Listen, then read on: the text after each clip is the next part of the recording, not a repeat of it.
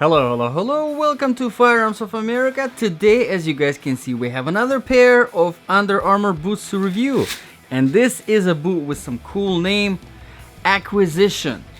Yes, now I have been looking at this boot for a while. I wanted to review them because they seem pretty impressive. But because of the steep price, yes, the price is pretty steep. They are currently $189 on Amazon. Yes, the link is in the description below if you want to take a look. Price might change. You never know. That's how Amazon is. Anyway, if you don't have the 10-15 minutes to watch the whole review, let me tell you, I like these boots overall. The only major problem that I would say is they do run small. So make sure to get at least half a size bigger. At least half a size. Honestly, I probably would go the whole size bigger if it was for me. But expect to kind of get them and then return them and get another pair to try them on. Don't be surprised. Other than that, there are a few things here and there that I will mention further in the review. So if you're interested, stick around and let's get to it. Some of you guys already know this review that I'm doing is specifically for my ultimate survival boot section. Specifically thinking about survival situations. If anything bad happened, right? Catastrophe, natural disaster, whatever. And this was your only or last or an option pair of boots that you put on before you walk out of the house and walk for miles. You have to run, you have to fight, you have to climb, you have to do all of these different things that are expected to be done during the survival.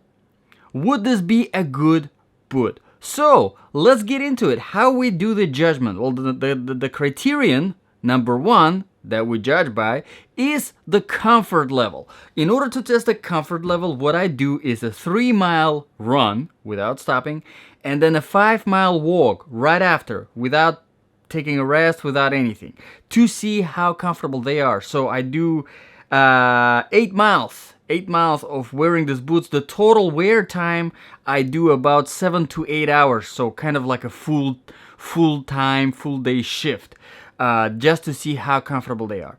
And I do like comfort overall of these boots. Here are a few reasons why. First of all, this boot is very light. Whenever it comes to a lightweight tactical or military boot, if you're looking for one, or hiking boot in general, this is a pretty good option because they are very lightweight. Another reason why they're very comfortable, in my opinion, is the flexibility of the bottom sole. And as you can see, it is, extremely flexible. It takes no effort to bend it. So whenever you're running, it is actually very easy. It doesn't take a lot of effort to run properly without putting too much stress on your ankles, without putting too much stress on your knees. So I like that factor a lot.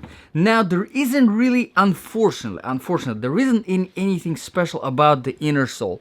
It is not very jelly. It is more on the firm side, and the heel especially, for some reason, it is firmer than the middle of the inner sole. So whenever you're running, if you're running not properly, if you're putting stress on your heels, you do feel that impact. So I wish Under Armour implemented a little bit better inner sole here.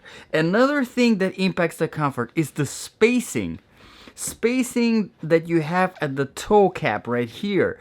It doesn't look like there is a lot of space. They do kind of narrow, but whenever you put your foot on, because there isn't really much anything going on between the actual, the body of the boot and your foot kind of tends to wobble around, so be prepared for that. I personally would recommend, if you are planning to get these boots, I would personally recommend a good pair of socks, thick socks that kind of can cover that space between your foot and this toe cap, because it gives a lot of space, just too much space. I wish Under Armour kind of implemented sort of a booty, kind of like in a Salomon, giving you that wrap feeling, so that whenever you're walking, whenever you're running, your foot just doesn't wobble around. So overall comfort level, I would give it a solid 7 out of 10. Like I said,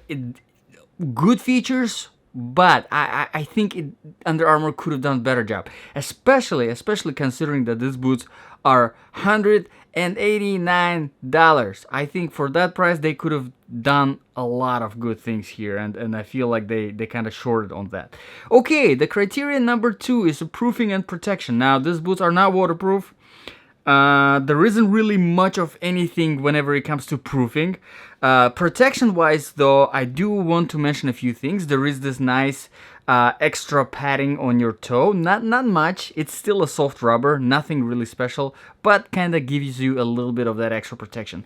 Also, the body itself, now Under Armour claims that it gives you that protection, that extra protection, but honestly it's a very soft rubber. So for example, ankle right here, it does seem like there is something protecting you, but you know, impact here and your ankle is out. So honestly, I wouldn't call that any kind of special reinforcing protection or anything like that. It's just literally just a rubber, you know, rubber, and then as you can see there are actually open spaces here going on, which is kind of good. It gives you the breathability, and you know, if you do get wet, because these boots are not waterproof, if you do get wet they will be drying up faster, you know, because they have a lot of breathability. But you know, whenever it comes to protection, there's really not much. Also, the bottom sole is very soft. You know, the rubber itself is soft.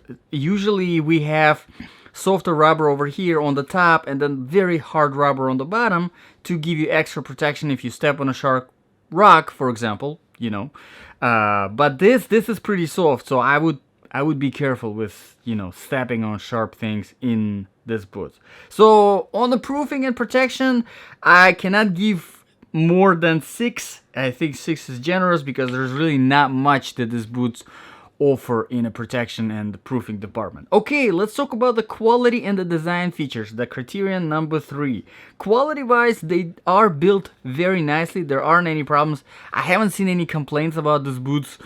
Well, they are newer boots, so you know, probably too early for complaints on the longevity scale, but we'll see. If I see anything, I'll definitely provide an update in the description below.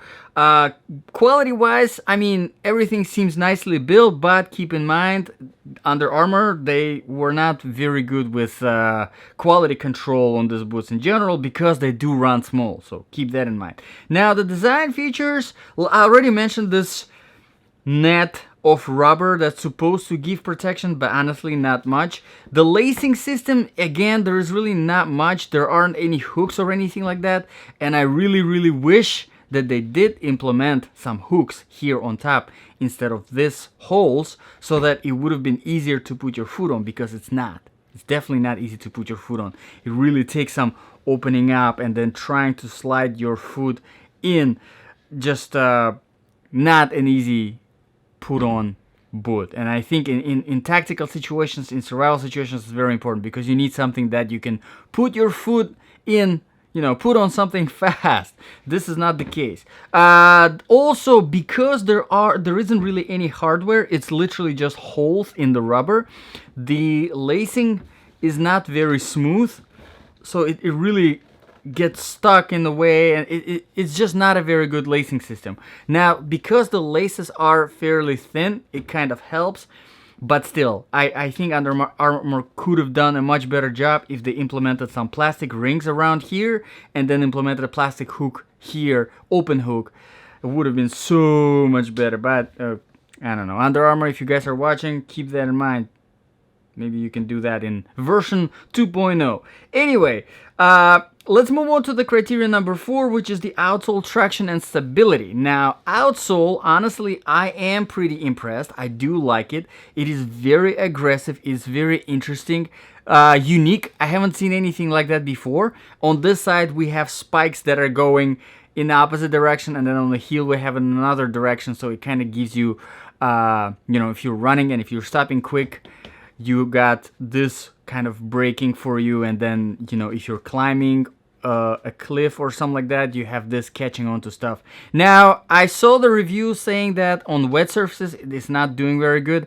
Honestly, in my experience, it did great on all of the surfaces that I've tested on except the sand, because the sand catches on, because it's the outsole is on the aggressive side. The sand tends to get into the grooves and getting stuck in there, so your boot gets heavier.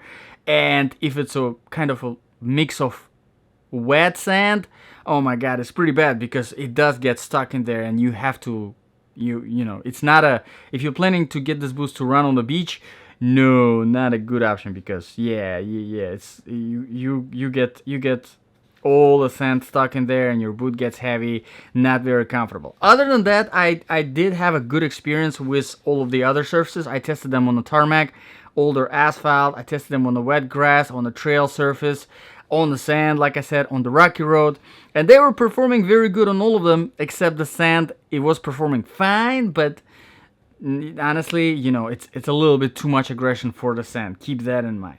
But I do like the design of the outsole. I do like these ridges here. I wish they were a little bit more aggressive to make it easier to climb a tree or climb the rope. They kind of did implement this a little bit, but it's not really sufficient. I think they could have done a little bit more of aggression here to give you that climbing advantage, you know, whenever you're climbing with those ridges. But like I said, it is a very soft outsole, so it's kind of good that it gives you that flexibility, but at the same time, keep in mind, you know, you don't want to step on something sharp, you know, because, you know, it's not going to be a very good protection. Okay, let's move on from the outsole to criterion number 5, the temperature. Now, I've tested them in Florida. It was about 96 degrees. It was hot. They are definitely very breathable. So for hot weather, I think they're great. I like them. I like them for hot weather. For cold weather, I wouldn't even consider them. First of all, because there isn't really any insulation going on, so you will be cold. And second of all, they are not waterproof. So, you know, in case if it's snowing, or in case if there's, you know, something like that involved, you will be getting wet in this boots fairly quickly, you know, in the snow, definitely. So keep that in mind. Okay, so let's move on to the criteria number 6 really quickly. It's the sizing. I already mentioned that they do run a little bit small, so make sure to get half a size at least larger. All right, done with that. Criteria number 7, the balance of application, and this is probably the most important one. Overall, if this really was your survival boot, you know, your last boot or your only boot that you put on, in a survival situation, and you have to run out of your house and walk and run till you get to a safe place, or maybe you have to stay in the house for a while and then walk and run without taking off the boot, are they comfortable enough? Do they give you enough protection? Are they good overall for survival? I think there are much better options out there, definitely, as you can imagine. Comfort level, nothing special. Proofing protection, nothing special. Quality and design feature, nothing special. Outsole traction stability, nothing really special. So for survival, I would definitely recommend looking around somewhere else. So who I would recommend these boots to? If you're looking for these boots for work, maybe you are, you know, a security guard, or, you know, an officer, law enforcement officer, and you need a good, comfortable pair of tactical boots, and because you do a lot of, you know, standing, a lot of walking, and you need something comfortable, something light. If you prefer lightness over protection, you might like these, as long as you find a good pair of socks with them to kind of cover that extra space at the toe area so that your foot doesn't wobble around. I think you will like them if you do that. But if you are looking for protection, this is definitely not the boot that you want, because I would recommend looking somewhere else and trying to find something else, because this do not offer pretty much any protection. And the criterion number 8, the last one, is the price. It is, again, it's not a budget-friendly boot. They are currently $189 on Amazon. Now, I don't know, maybe the price will drop, or maybe there will be cheaper options on other websites, but currently $189, I think it's very expensive, and I think there is a lot of competition in that price range that offers you a much better comfort level, offers you a much better proofing, much better protection, overall better quality, better design features, better outsole, just overall a better boot. So look around. I've done a bunch reviews on this channel from the same Under Armour. You know, I'm not saying Under Armour is not a good brand. From the same Under Armour, check out the Stryker, a much better boot. Check out the Infill Ops, way better boot. I absolutely love that boot. Check out Under Armour Valsats, Stellar Tech. I think they're both better than this one. And let me know in the comments below what you guys think. Would you consider these boots?